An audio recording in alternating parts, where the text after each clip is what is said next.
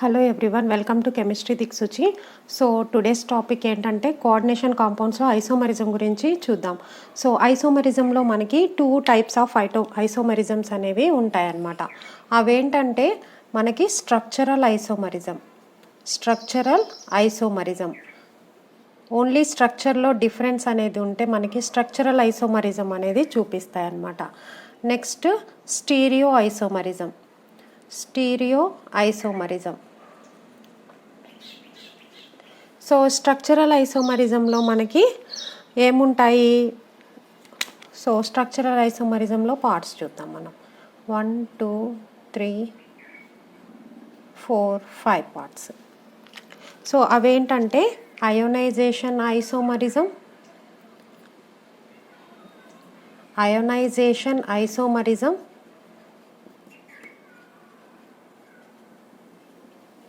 Second one linkage isomerism,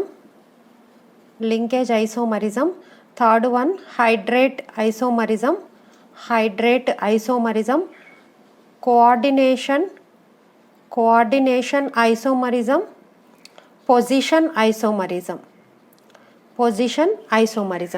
stereo కెమిస్ట్రీలో difference అనేది ఉంటుందన్నమాట. ఇవి 2 టైపు: జామెట్రికల్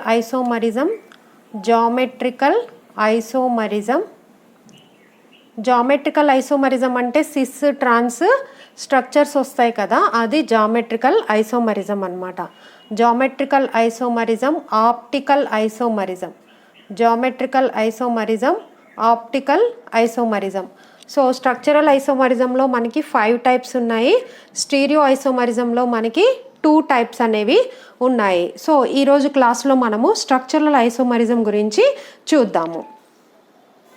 సో స్ట్రక్చరల్ ఐసోమరిజంలో ఫస్ట్ వన్ ఏంటి? అయోనైజేషన్ ఐసోమరిజం అంటే these isomers having different ions అనేవి ఎప్పుడు వస్తాయి అంటే when they are dissolved in solvent. ఏదైనా మనం సాల్వెంట్ కలిపినప్పుడు డిఫరెంట్ అయాన్స్ వస్తే అవేం చూపిస్తున్నాయంటే అయనైజేషన్ ఐసోమరిజాన్ని చూపిస్తున్నాయి అంటారనమాట.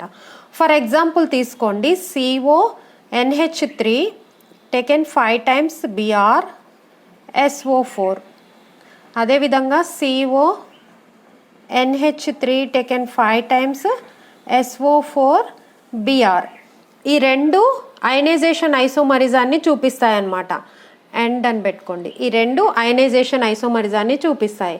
సో మనకి ఎగ్జామ్లో ఈ 2 స్ట్రక్చర్స్ ఇచ్చేసి ఇవి ఏ ఐసోమరిజాన్ని చూపిస్తాయి అని అడుగుతారు. సో ఆప్షన్స్లో అయనైజేషన్ ఐసోమరిజం, లింకేజ్, హైడ్రేట్ ఇలా ఇస్తారనమాట. సో ఇప్పుడు వీటిని మనము సాల్వెంట్లో డిజాల్వ్ చేసామనుకోండి, దీని నుండి ఏమొస్తాయంటే మనకి కాంప్లెక్స్లో ఉన్నది ఒక ఆయాను, కాంప్లెక్స్ బయట ఉన్నది ఒక ఆయాన్ ఫామ్ అవుతుంది. So CONH3 taken 5 times Br plus 2 SO4 minus 2. ఈ రెండు అనేవి ఇక్కడ ఏర్పడుతున్నాయి. ఈ 2 అయాన్స్ దీని నుండి ఏర్పడుతున్నాయి. మరి దీని నుండి ఏం ఏర్పడతాయి? CONH3 taken 5 times SO4 plus Br minus. So ఇక్కడ చూడండి, కాంప్లెక్స్లో Br ఉంది, బయట SO4 ఉంది. కాంప్లెక్స్లో SO4 ఉంది, బయట Br మైనస్ ఉంది. అంటే అయాన్స్లో డిఫరెన్స్ అనేవి వచ్చాయి, కానీ సేమ్ అయాన్స్ ఉన్నాయి. ఇక్కడ లైగాన్, ఇక్కడ Br ఉంది, SO4 ఉంది. ఇక్కడ కూడా Br ఉంది, SO4 ఉంది, కానీ ఒకటి కాంప్లెక్స్లో ఉంది, ఒకటి కాంప్లెక్స్ బయట ఉంది. అయాన్స్లో డిఫరెన్స్ అనేవి ఉన్నాయి. కాబట్టి ఈ 2 స్ట్రక్చర్స్ ఏం చూపిస్తున్నాయి? దే డిఫర్ ఇన్ అయాన్స్ అన్నమాట when they are dissolved in solvent. So these isomerism is called as a ionization isomerism. So next one ఏంటంటే second one linkage isomerism.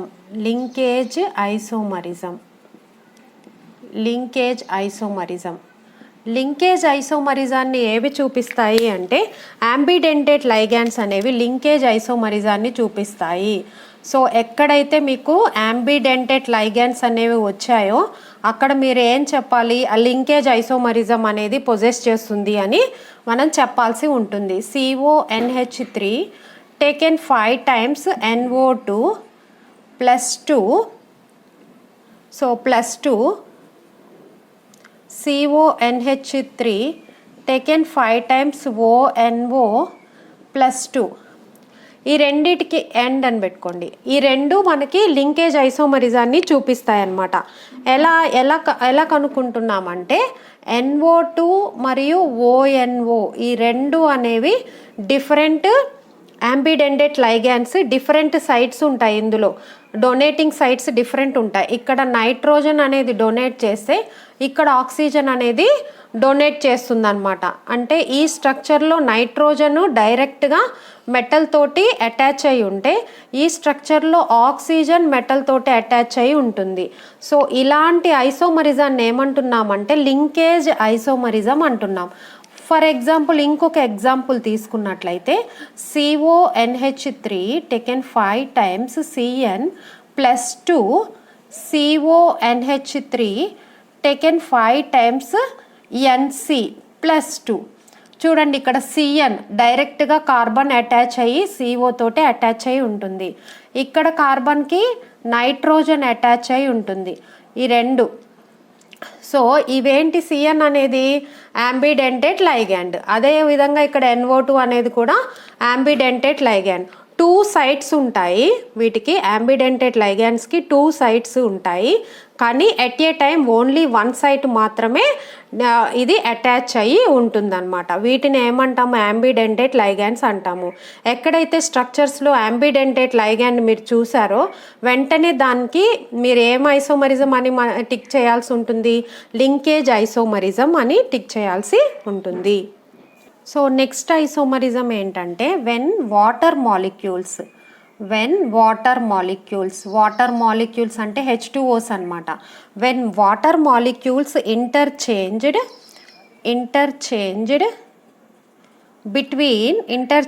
Between coordination sphere and ionization sphere. Coordination sphere, ionization sphere and ionization spear.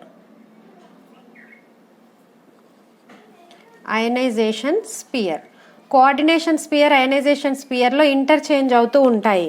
ఏవి interchange అవుతుంటాయి, water molecules. ఇక్కడ hydride isomerism అనగానే మనకి water molecules గుర్తు రావాలి. ఈ water molecules అనేవి ఎక్కడ ఇంటర్చేంజ్ అవుతున్నాయి, కోఆర్డినేషన్ స్పియర్లో మరియు అయనైజేషన్ స్పియర్లో ఇంటర్చేంజ్ అవుతూ ఉంటాయి.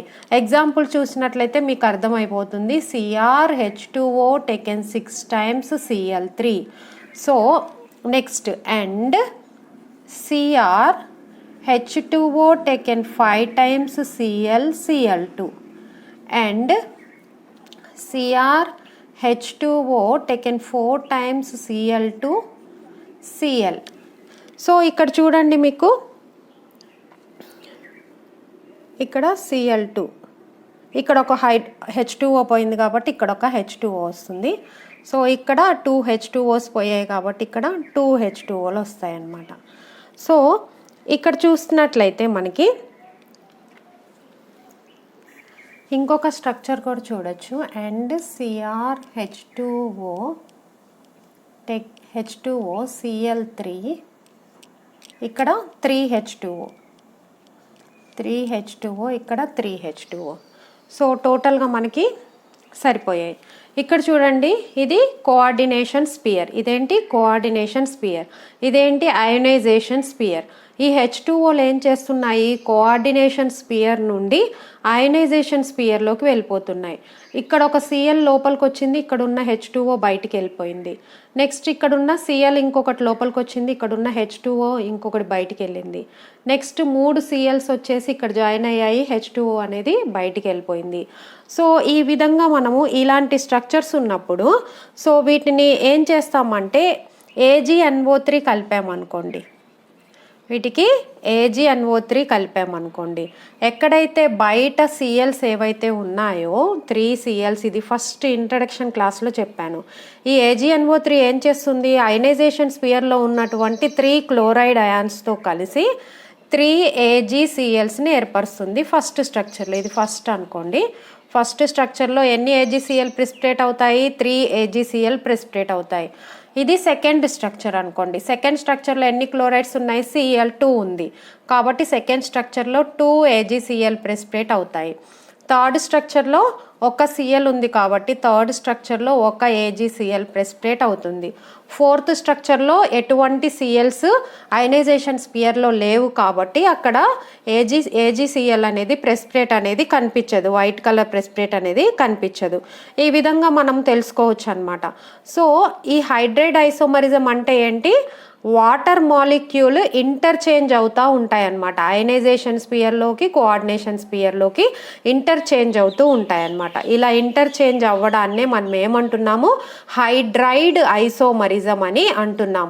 ఈ వాటర్ మాలిక్యూల్స్ మనకు అవసరం లేదు అనుకోండి, ఈ వాటర్ మాలిక్యూల్స్ మనకు అవసరం లేదు స్ట్రక్చర్లో అనుకుంటే దీన్ని H2SO4 తోటి ట్రీట్ చేస్తారు. H2 ఐసోమరిజం ఏంటంటే కోఆర్డినేషన్ ఐసోమరిజం. కోఆర్డినేషన్ ఐసోమరిజంలో ఏం జరుగుతుందంటే, when some or all ligands ఏం చేస్తాయంటే of both coordination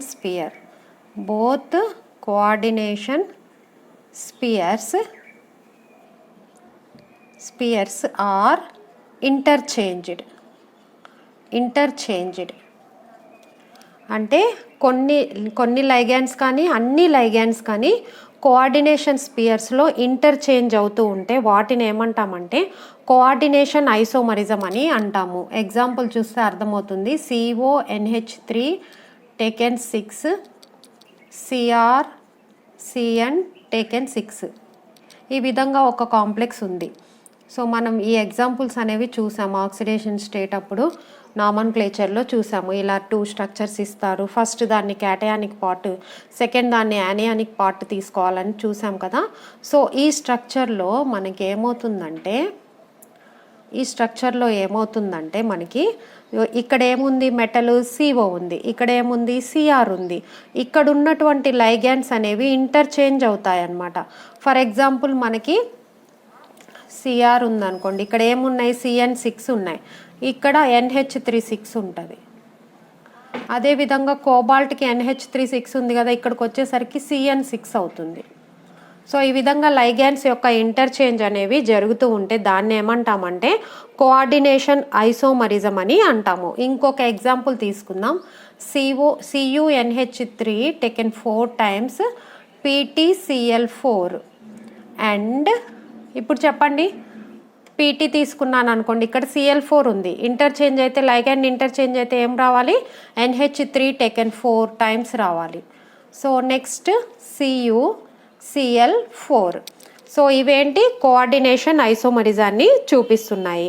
so last one ఏంటి, పొజిషనల్ ఐసోమరిజం. సో మనకి బ్రిడ్జింగ్ లైగాండ్స్ ఉన్నప్పుడు ఇటువంటి పొజిషనల్ ఐసోమరిజాన్ని చూపిస్తాయి అన్నమాట. సో బ్రిడ్జింగ్ లైగాండ్స్ అంటే ఏంటో కూడా చెప్పాను కదా. Bridging ligands and non bridging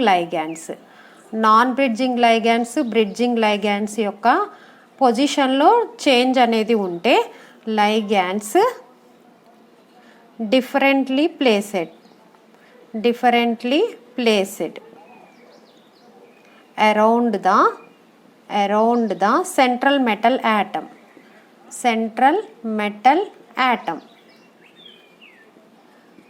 bridging ligands, non bridging ligands అనేవి ఏవైతే సెంట్రల్ మెటల్ యాటమ్ చుట్టూ ప్లేస్ అయ్యాయో అవి చేంజ్ అవుతాయన్నమాట. ప్లేస్లో చేంజ్ అనేది వస్తుంది కాబట్టి దీన్ని ఏమంటున్నాము, పొజిషనల్ ఐసోమరిజం అని అంటున్నాము. దీనికి ఒక ఎగ్జాంపుల్ చూద్దాం.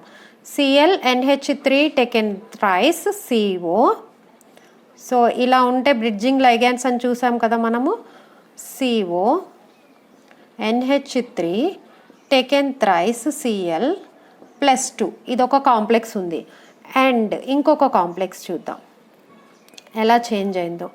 NH3 taken 4 times CO OH OH CO NH3 ఇక్కడ 3 ఉంది, ఇక్కడ 2 Cl2 +2.